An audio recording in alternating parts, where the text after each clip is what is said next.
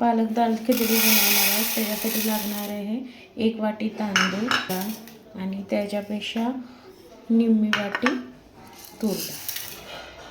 त्यामध्ये पाणी घालून स्वच्छ धुवून घ्यायचं आहे आणि वॉश करून 10 मिनटं ठेवून घ्यायचं. असं स्वच्छ धुवून घ्यायचं आहे आणि धुवून पालक बॉईल करून घ्यायची आहे. थोडंसं ऑइल, थोडंसं तूप टाकून घ्यायचं आहे आणि मोहरी टाकून घ्यायची आहे. तांदूळ आणि डाळ यामध्ये टाकून घ्यायची. यामध्ये 1 चमचा हळद टाकून घ्यायची. भेंडी घालून घ्यायचं आहे.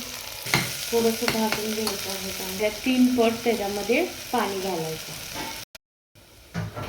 ह्याच्यामध्ये भाताच्या 3 पट पाणी घालून घ्यायचं. करी पालकची पेस्ट बनवून घ्यायची आहे. झाल्यानंतर त्याला घालून घ्यायचे.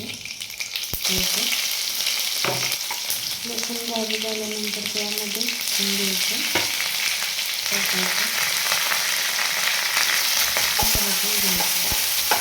अशा फोडणीमध्ये लाल मिरच्या टाकून हळद घालायची.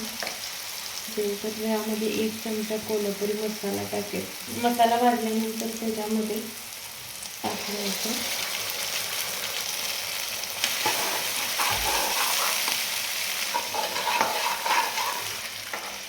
भात टाकायचा याच्यामध्ये